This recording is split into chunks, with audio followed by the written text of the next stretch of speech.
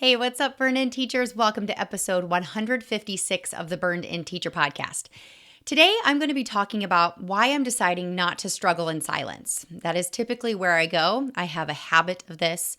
And I also want to be really open and upfront with you that I'm recording this episode on a personal day / mental health day that I chose to take way too late. So let's dive into this episode and I'll explain everything to you. I'll see you inside.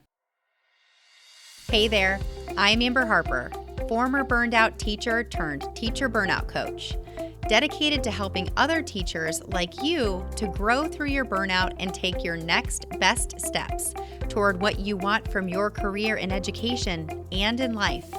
After an embarrassing emotional breakdown in front of my teacher besties, I knew something needed to change, and that something was me. I decided that I wasn't going to settle for burnout as my sentence as a teacher, mom, wife, or friend. And I knew it was going to take way more than practicing conventional self-care to make the progress I wanted to make. No amount of manicures, bottles of wine, or bubble baths was going to save this girl.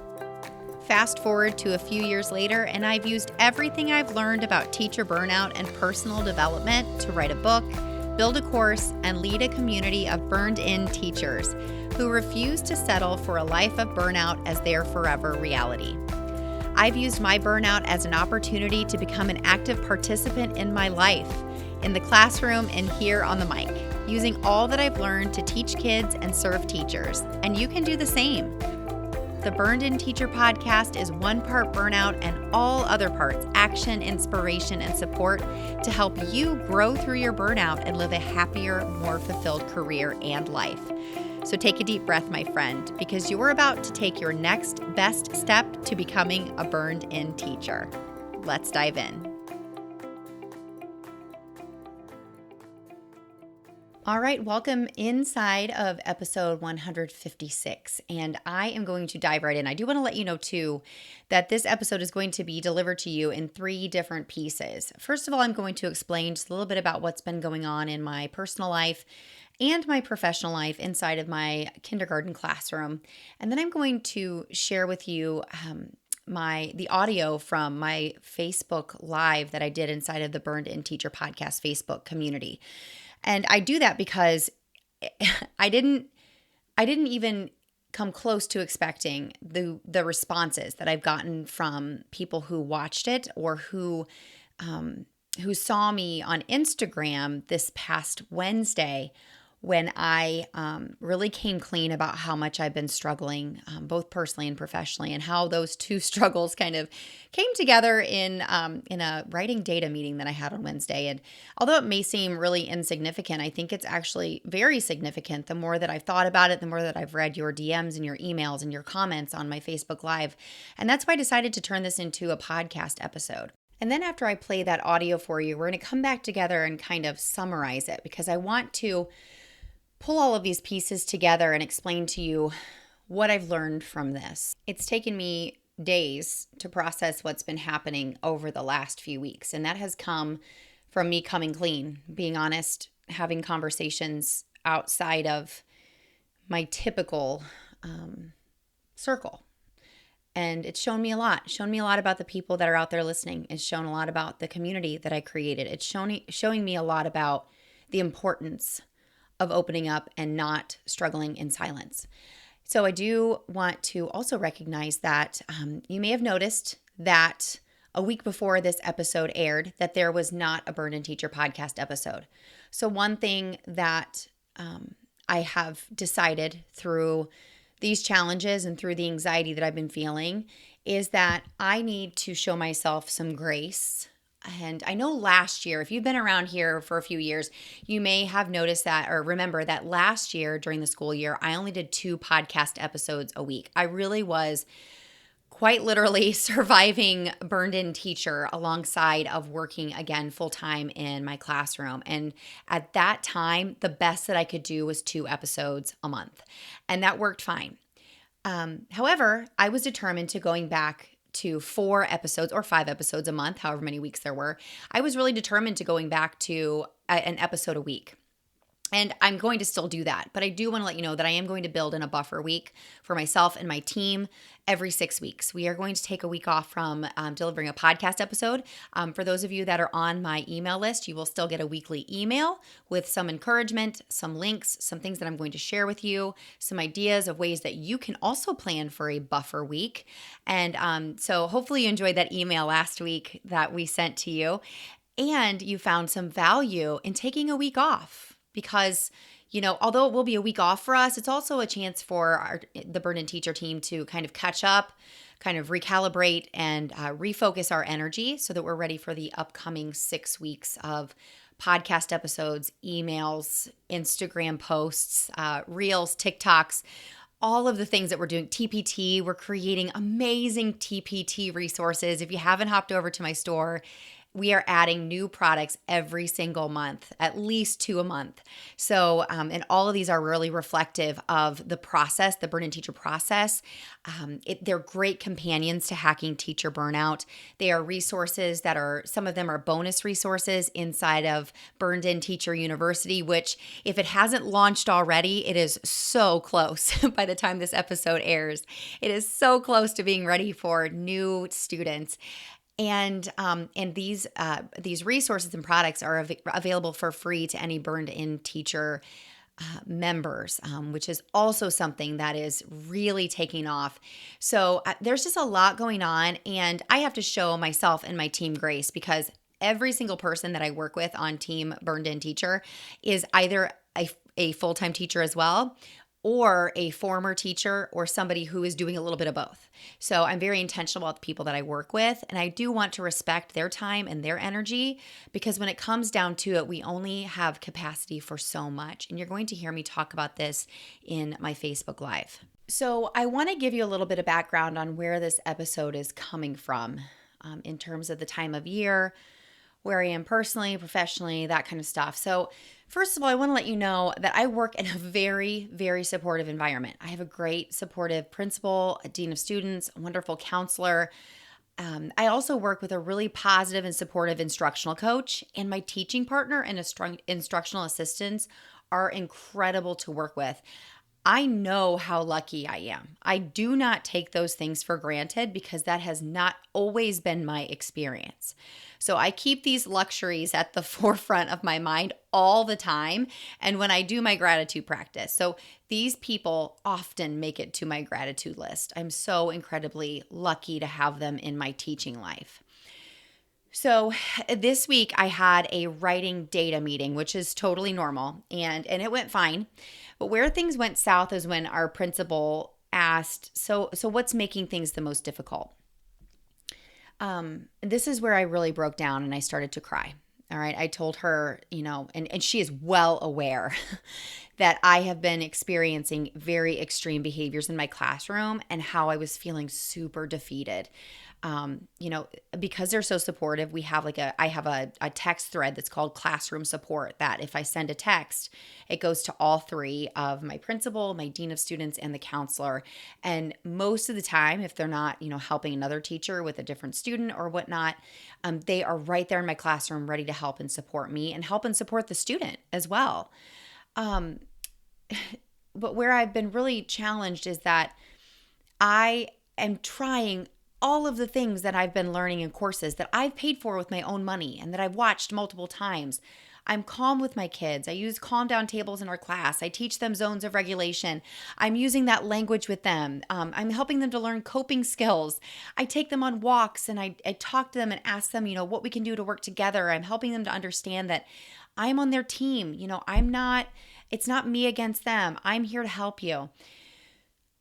So I told them that, I'm doing all of these things and I expect to see good results, and it's almost like things are getting worse. And so we talked it out. They were, really affirmed. Words of affirmation are my definite number one love language. And so they affirmed that, they see the good things that I'm doing, and that I am doing the best that I can.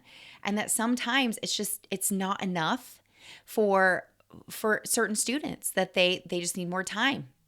And so I want to kind of level the playing field here and help you understand where I am in my school year, because I know, this episode going to be launching in October. So I started school August 10th. That was our first student day. So we, at the time of this recording, just completed our 30th day of school.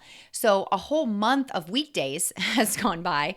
And if you don't believe it's true, if you've never heard of this before, and I know you have, there is a honeymoon period. And the first few weeks of school, I really actually felt like maybe I got really lucky. Like, yeah, I had a couple of behaviors here and there, but they listened, and they were making growth. But then after Labor Day weekend, things started to change. Behaviors got more challenging.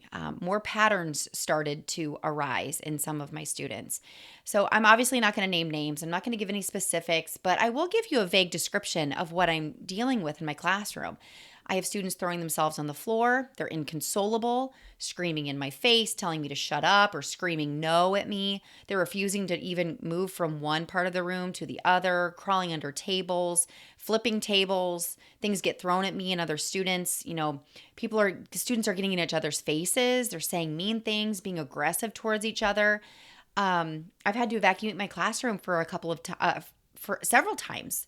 I've never in my 14 years of teaching had to do that, not one time. So when I say this, I also want you to know that our days are not chaotic. Like, I am really good at classroom management. I feel like I'm a really good teacher. I run a really pleasant classroom full of gentle structure, songs. I love to sing to and with the students. I love my kids. We smile at each other. I intentionally make sure that I am smiling, even if sometimes I have to take a deep breath to do so. I play with my kids. I hug them. Even the aggressive ones, they draw me pictures like outside of the classroom and bring them to school. They tell me that they're sorry. They tell me they love me. Their parents have been super supportive. Our days aren't all bad, but you know what happens, right? Like, you start to only remember and think about the really hard days or the really hard moments. But our days aren't filled with, violence and aggression. And I know that I'm also lucky to be able to say that. I just find myself solely focusing on those challenges, even though my students are growing behaviorally and academically. So you can see where I have this constant cognitive dissonance where I'm like being pushed and pulled, like, you're doing enough, you're being enough. You can only do so much, where on the other side, I'm like, you should be doing more. They should not be acting like this. You have, so I go back and forth there. And of course, that is not healthy for anybody, myself, my students, anybody involved. So that's what's going on at school. And also, without telling you too much, there's also some things going on in my personal life with my biological family in terms of my relationship with my dad. So that's where I'm going to leave it, except to say that, having strong family bonds is something that I've always really cherished and something that I value so much. And even talking about it, like, it brings me to tears. I am incredibly loyal to people that I love, to my family and my friends. I can't help but have the same expectations of them. And sometimes I'm let down in that way. But I digress. My immediate and extended and biological family are the most important things to me. And when things aren't right with them, things don't seem right anywhere. So I've been talking to my sisters and my brother and close friends, and of course Jeff, and even my teaching partner, who a lot of time feels like my mom. Like, they're almost the same age and they wear the same perfume. I jokingly call her mom sometimes. I've been talking through all of these things with these smaller circles in my life, but I know that it's really hard for us to draw that line, right, between, things that we're facing, those battles that we're fighting that no one sees, that we work with, those emotions, that trauma, it really does, it does seep into your school days,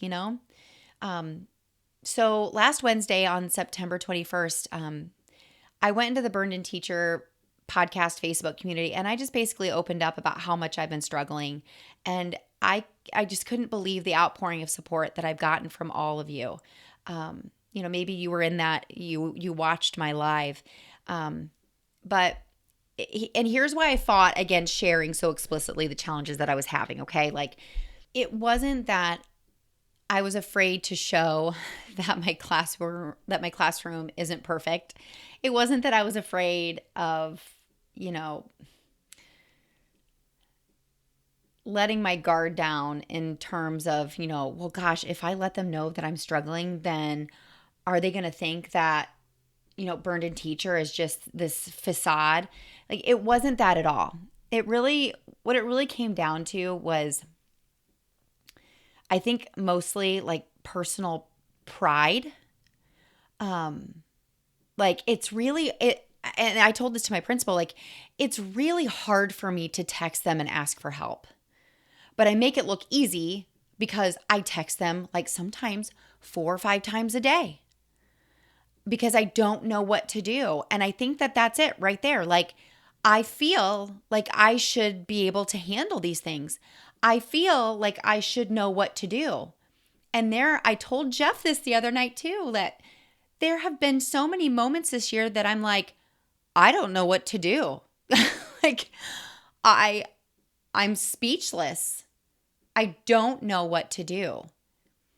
And so I'm going to leave my end result and what I've learned from all of this. We're going to talk about this at the end of this Facebook Live that I'm going to play for you right now. But I think that's going to explain a lot. And then we're going to talk about this in just a few minutes. All right. So here's the recording from my Facebook Live from Wednesday, September 21st. Hey, Burn-In teachers. As I said a couple of weeks ago, my goal is to go live here inside of the Burned In Teacher podcast Facebook community more often. And sometimes they're pre-planned. Sometimes I'll be highlighting a new resource that I have inside of TPT. And other times I just want to talk about the realities of my teaching life to help you to understand that you're not alone and that there is somebody here, in the trenches with you who is trying to be real, but also being really true to myself and my own goals. So I didn't script this out. I actually didn't even plan on going live in here until maybe about 15 minutes ago when I started to think about like how I could honestly share what it is that I've been struggling with these last few days. And I mean, really in some cases since the beginning of this school year, and how I'm processing it. So if you feel the pull to comment, or if you're watching this live, say hi. If you're struggling, I really want you to honestly, dive in and share, how your year is going. I'm not going to lie. I might get a little emotional. I have had heightened emotions these last few days, and I'm going to be honest about why. I may not tell you all of the details, but I am going to be honest because I think these are the conversations that really do help to connect people who are experiencing similar realities in the same space, and to make sure that you understand that this community was not built on me trying to tell you what to do and how to live your teaching life because I have it all figured out, because I don't. And so that's why I'm jumping in here today. So for those of you who are new around here, I am Amber. We have a lot of new members joining every single day and week. New members or new people who are just now finding Burn-In Teacher, who are DMing me and asking questions and asking for help. And so I want you to know, like, me coming in here and telling my story and sharing where I am right now in this particular season. And no, I'm not talking about fall, winter, spring, summer. I'm talking about the season of my life that I'm living right now on September 21st, 2022.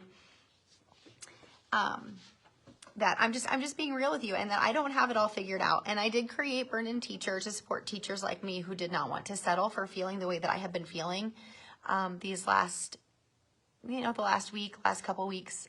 I won't settle for this. Stay in this place for long because I know that I have a plan and I have people supporting me. And the reason I'm here at school so late is because I'm making sub plans for Friday. I did decide after a very emotional data meeting that I needed to take a personal day. And I came to that conclusion last week that I needed a personal day, but the timing wasn't right last Friday. And hi, Diane. Thank you for joining. Please feel free to comment or ask any questions at all. I'm an open book here. So last week I knew that I needed a mental health day. I really did know that I needed it. And in true teacher fashion, I told myself, no, there's too much new happening. Nope, the behaviors are too dynamic. Nope, you need to stay this week. And so I did. And I told you I'm going to get emotional. These last couple of weeks, not just at school, but in my personal life, I've had some things happening. And if you follow me on Instagram, you know that I've not been super open, and I'm not going to open up about everything here. There are certain elements of privacy that, just are warranted. But there are some things that are weighing heavy on my heart personally. And being a human being, teaching human beings, there are some things that are crossing over into my emotional state here at school. And it's been a really, really challenging couple of days. And I'm doing the best I can to support my students with their behavior and their academics. And I really feel like I am doing my best. I'm doing what is in my highest capacity right now. But today during a data meeting, I work for a wonderful principal and a wonderful dean of students and a phenomenal counselor. And we have a fantastic instructional coach who are all so supportive. And so it was me and my teaching partner and my principal and our instructional coach, and we were sitting and we were talking about writing data, and we're doing really well in writing. My teaching partner and I are amazing together, and we're seeing a lot of growth already. But then our principal, because she cares, she asked a question about what has been the hardest thing recently. And I just broke down, and I said, I am using all of my tricks, everything that I've been learning about supporting students' behavior and restorative justice or restorative practices with our students. And I feel like things are getting worse before they're getting better, and I'm feeling like a failure. And as a self-proclaimed recovering people-pleasing perfectionist control freak who has extremely high expectations for herself and for her students, just like all of you, I have been internalizing all of these things that are happening in my classroom daily, while also internalizing all the things that have been happening personally. And it just all came out. And I think that it's really important that you understand that when I say that everybody's fighting their own battles that we know nothing about, that it is 100% coming from a really good place. And that's why I built this community, so that you know that we're all struggling. I'm struggling. You might be struggling with your own personal or professional challenges. But that it is most important, it is the most important thing to understand that when we're struggling, we cannot struggle in silence. We cannot struggle in silos, because nothing good is going to come from us hiding. And that's always where I go. If I'm especially struggling, you won't see me on Instagram. You won't see me posting, silly stories or silly things that are happening in my life, I go into a very isolated, dark place. And I refuse to use my platform as a place to only show the good things that are happening. I built Burn Teacher, and I built this process for teachers to truly work through their challenges. And when I think about how I can process these consistent challenges that are clearly building up in me, and I start to begin where I am, and I think about what brought me here, begin where you are. My triggers is, I think part of what is causing me to feel very overwhelmed, not enough, very frustrated, are that the things that are bringing me down are things that where I have reached a crossroads of whether or not I need to continue to try to control other people's decisions or other people's behavior, or if I am going to choose to let those things go and to do my very best. And that is very hard for me. That's very hard for us, right? Like, we're fixers. We want to do what's best for everybody, or at least what we think is best within our, within our own bias, within our own experience. But what it comes down to is I can only do so much. I am one person, and I have my own capacity, and I've reached it these last couple of days. So I don't have anything to come on here and teach. I don't have anything to come on here and preach about. I don't have any topic bullet points of what you should do. That's the burn-in process, right? But I don't want you just to see the good things that are happening in my life all the time. Of course, like I said, I'm not going to share all of the details, but I just feel like it's really important for us as a community, as people, who have come together here in the podcast community, whether you've been here a long time, whether you're, an OG, you've been here since 2017, 2018, that just to know that the Burn-In Teacher process and Burn-In Teacher in general was not created to make you have a perfect life and make everything sunshine and rainbows, and that we're better together, and that when hardship happens, that we know who we can lean on, and we know what our next best step is, and that if we don't know, that we have a group of people who can speak that same burned-in language with us. So I was thinking on my ride to school today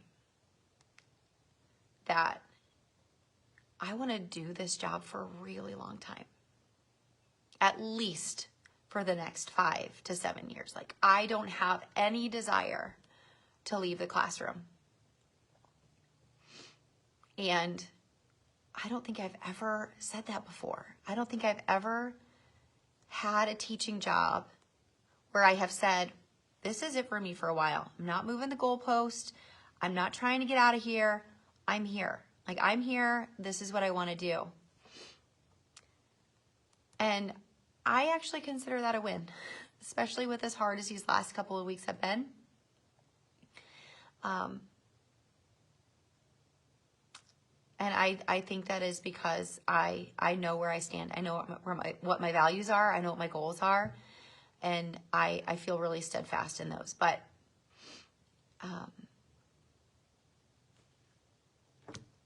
that's it. That's all. I just wanted to come in here and tell you that whether hardship is or has been happening to you, I hope it doesn't happen. But if it happens in the future, that this is why I built this community. I did not build this community to project perfectionism, to perfect somebody who has all the answers, or to project somebody who is like Instagram, Pinterest perfect, because I'm not. And so I'm taking a personal day on Friday. And I have some things that I want to do. Some of them have to do with burn-in teacher. Some of them have to do with just Amber. And I think it'll be good for me. So I finished up most of my plans. I'll get everything laid out tomorrow. And I'm just going to take some time to process and reset, which is what, we try to help our students to do. And I have the same expectations for myself whenever I'm really struggling. So thank you for listening. If you have any questions, any thoughts, any ideas, I really do welcome them. And I hope that you feel compelled to come here and seek support whenever you need it. And I'm really glad you're here. And thank you for listening. I hope you have a great day. Burn on. Gosh, it was a little hard to listen to. So I'm going to move on now since I feel like I've explained myself the best that I possibly can. And here's what I want to tell you that I'm learning the most from this. And this applies both to the challenges that I'm experiencing in my personal life and in my professional life with my students. 2 things. Number 1, I have to meet people where they are, not where I wish that they would be. And that's something that's very hard for me because I have very high expectations for myself and for my behavior and for the way that I make other people feel. And that doesn't necessarily mean that that is going to be where everybody else is. And that means I have to shut off that part. Not shut off. Maybe shut off is not the right language. Maybe that means that I have to raise my awareness around where people are and meet them there. Like I have to meet them where they are. And this includes people in my personal life who I love and people in my professional life, my students who I care deeply about. And that's something that's really hard. But that also, what that does is that opens up the other thing that I wanted to quickly tell you about. When I meet people where they are instead of where I wish that they were, it opens up my perspective to say they are doing the best that they can with what they have right now. And I'm doing the best that I can with what I have right now. And my best last week may not be the best that I have to give this week. What I give to my students today may not be what I'm able to give them tomorrow, and vice versa. What they were able to show up and give me yesterday may not be within their capacity today or tomorrow. And again, vice versa. What they were not able to give to me today, they might be able to give me tomorrow. And when I meet people on a human level like that, where there are no expectations for how things should be, they are just what they are. And that allows me an opportunity to build a relationship based on understanding, based on empathy, and based on the fact that we're in this together. And I'm going to be here for you when you're ready, no matter what. And I don't mean that in a toxic way, like you can treat me like garbage and I'm always going to be here for you. Now, in the case of my students, I'm going to continue to show up for them. They're kids. They're some of them barely 5 years old. Okay. And in the case of my family, of course, I'm going to continue to show up and I'm going to do my best to meet you where you are because we all deserve to be met where we are with the opportunity to do better when. So here's my encouragement to you today. And I'm talking to myself here whenever I'm telling you this, is here's what I encourage you to do. I want you to write down the most challenging relationships that you have. It could be with your principal. It could be with your teaching partner. It could be with your students as well. It could be with anybody. It could be with a family member or a friend. I want you to write down the names of these people that you have what you would consider a challenging relationship with. And then I want you to write down where you feel like they are. And an important part of this practice is understanding what radical acceptance is. Radical acceptance is accepting life on life's terms. It's not agreeing with it. It's not condoning it. It's just accepting life as it is. And that really, truly is what empathy is. It's accepting the way that things are, knowing that we're all in this human experience, and truly believing to your core that we're doing the best that we can with what we have in this very moment. And I know that that's so hard because they're not doing things or handling things, whether it's their emotions or their time or their energy or whatever it is, they're not handling it the way that you would. And that's a really hard thing to do, is to step outside of yourself and to just accept their way of doing things for what it is. And then the last step of this practice is to brain dump some ways that you can meet these people where they are. And this is going to be so different for all of the different relationships that we have. Because in the case of my students, I'm going to keep showing up for them. And my way of meeting them where they are is always getting down on their level and asking them how I can help them. And that is always going to be my number one way that I address their behaviors. How can I help you? Showing them that I'm on their team. If it's in the case of a toxic relationship with another teacher or, anybody else in your life, your best way to meet them where they are may be to not meet them. And what I mean by that is to not show up in the spaces or places that you typically would meet up with this person. Because right now, where they are and where you are is not a healthy place. And when you're ready to show up, or when they're ready to show up, then you'll be ready to move on to the next step in either repairing the relationship or not. So I would love to hear your thoughts about this podcast episode and how you are choosing to process your hardships.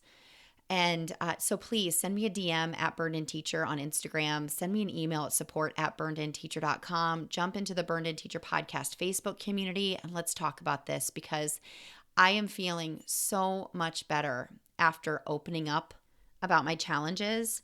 And I'm being consistently reminded that I've done the right thing by not struggling in silence. And I definitely do not want the same for you. All right, everybody. Take a deep breath, because you just took another step to becoming a burned-in teacher. Burn on.